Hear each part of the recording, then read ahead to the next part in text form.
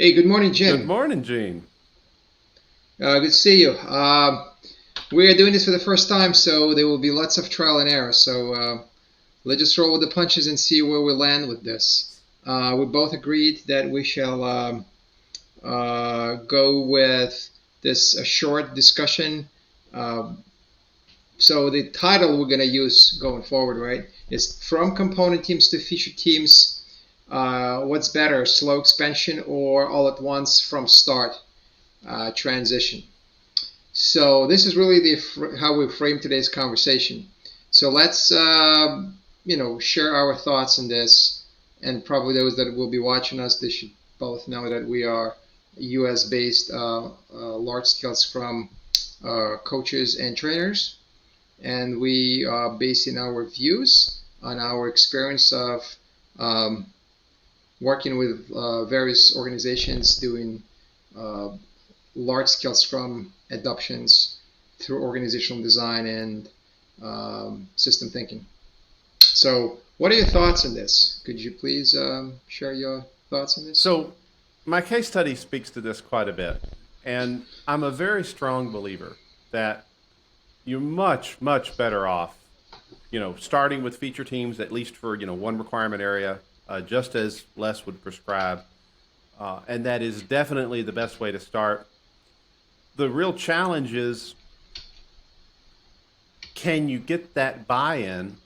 And if you try to get that buy-in up front, does it blow back versus sort of slowly, organically trying to uh, use the buy-in that you currently have, create teams that are extended component teams that are as close to true feature teams as possible, and then try to slowly grow.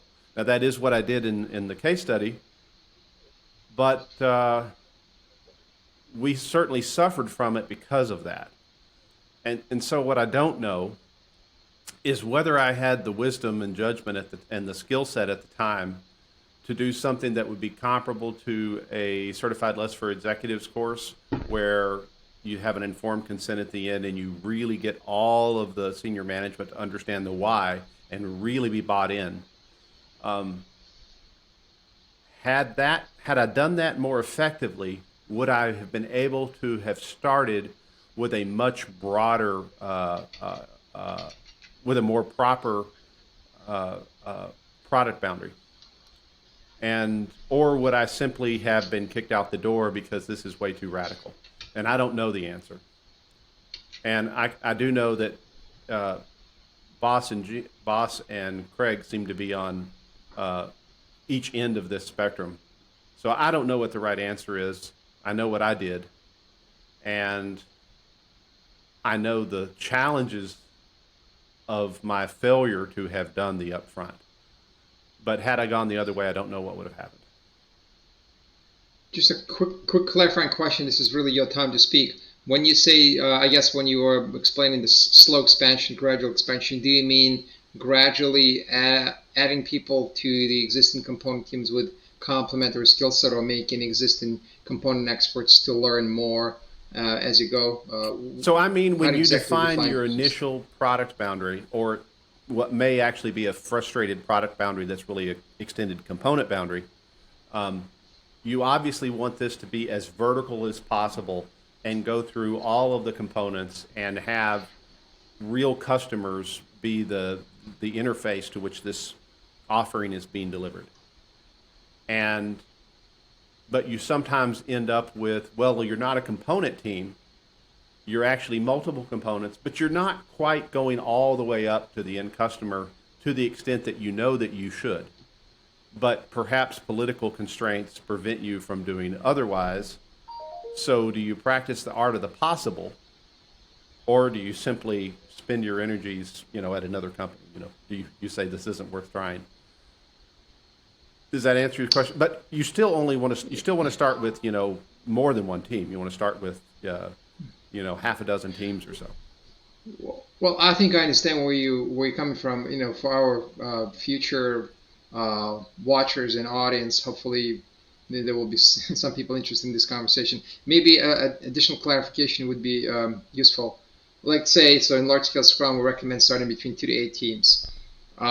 say you have 7 or 8 teams, would you expect them all to be um, cross-functional feature teams, aka I would call them product teams as well, because they work on the whole product, or as wide as we can define a product? Is that from a get-go? Oh, Or certainly. do you like just So even in my case study, when we formed up our teams, and really I would say that when the people self-selected which teams they were going to be in, they did so under the constraint that each team had to be as independently capable of doing the testing, doing the development across the various components they were going to touch. That was true from day one. Now, it is true, of course, that it took them time to, strengthen those muscles. So it's not as if you end up with a perfect set, but you certainly start out with as cross-functional and cross-component of teams as possible, even at the individual team level should be that way. sure? You got 20 seconds. I'm happy to give you my 30 seconds just to, if I were to ask one clarifying question. So, what would be the slow expansion given the frame that you just gave? So, you just kick off with the, as cross-functional as much as you can, 2 to 8 teams. So, what would be the gradual expansion in that regard? As Further expansion. you would be slowly trying to work your way towards the surface and going through additional components and expanding your team capability, or the reverse might be maybe you already are at the surface and you're trying to go deeper and deeper and deeper, so there's not a single element of the code base that relates to the type of functionality you build that the teams don't have the capability to do. All right. Good. Thank you. So clarified for me, and hopefully clarified for others. Let me give you my 2 cents on the same subject, and I'll try to, maybe decouple. I have 2 separate points to make. First, clearly, with as we go to product-centric development, as we gradually embrace product-centric, customer-focused development, and we did this with cross-functional feature teams, aka product teams. Ideally, I would like to see organizational structure and team structure to be put in place from a get-go, meaning that as much as possible, we have each team fully capable working through the whole stack of what we define today, currently, as a product. It could be a limited product definition, granted, and that's my second point, but that I'm about to make. But certainly, if a team Zulu works on this even limited product, we wish at least to have from a get-go it being able to work from soup to nuts, which means everyone on that team should be able to do a little something, like maybe M-shaped developers better than T-shaped developers, or somewhere in between. But at least the whole team should be able to work from soup to nuts. Now, if we don't do that, if we try to enter this with teams that are asynchronous in their capabilities and skills, Team Zulu versus Team Gamut versus Team Alpha, doing their separate things, and then hoping that miraculously somehow they will start learning from each other. It's not going to fly, and we have seen this movie before, right? They all will be focused on their work, on their cup of tea, and if they're managed by line managers and first, second level managers, they will be most likely focused on what does it get to me, what puts food on my plate at the end of the year, especially if it's a large bank. Chances of them gradually growing into another skill, another capability, are extremely low.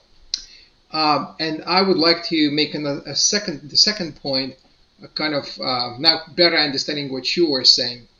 Say we do have a product definition that is, wider than a single component, but certainly not as wide as we would like it to be, because let's say we work for a very large organization, a huge bank or an insurance or pharma, and there are too many components to touch by a single team. So say we have 8 teams, and each team was a component team, single function specialty or a component team. Then we would have 7 points of asynchronous dependencies to manage. Terrible. Very, very, very tough. And of course, we would justify it by, hey, we have very skilled coordination managers and integration managers and capability managers and RTEs and blah blah, you name it, right? Useless. Okay, so that's useless. So maybe today it's tough for a single team to work across all those 20 components.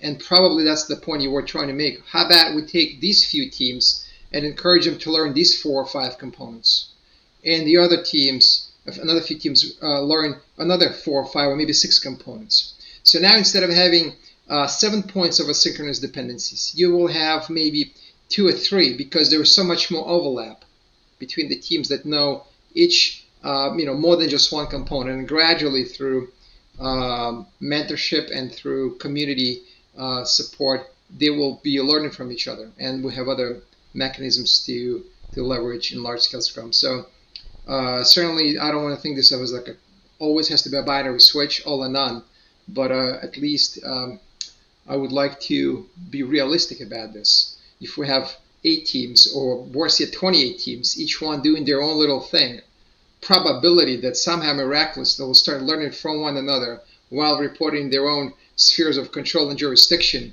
and management are pretty much slim to none. And those agile transformations, they think, oh yeah, we're going to do it in phase 5. We know where they're coming from, right? Not on my clock, not on my watch, not until I get my bonus.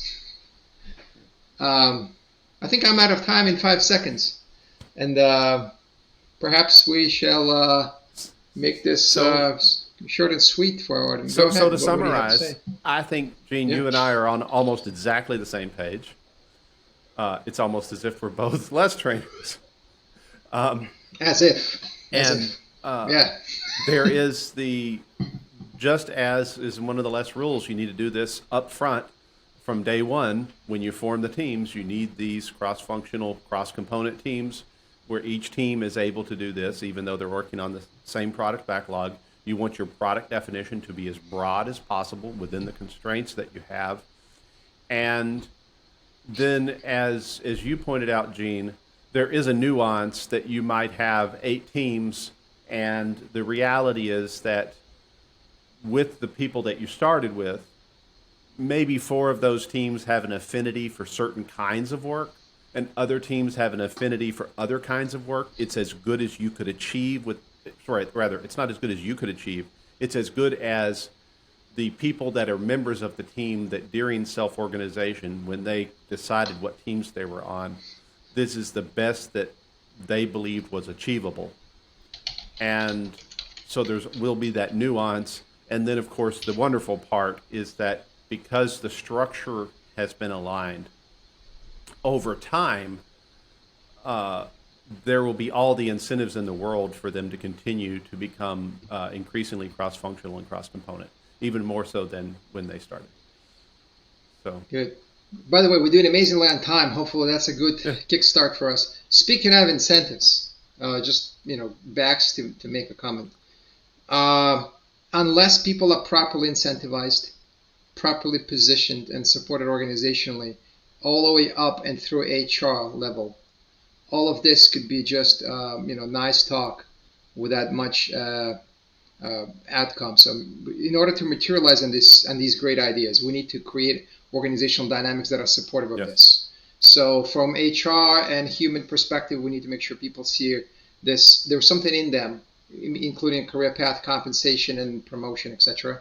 And also on product centricity and product definition side of the house, if we leave budget and finance outside of this conversation, or until phase 5 of our agile transformation, we'll be still spinning wheels and doing projects and programs, because those are not decoupled, not independent matters.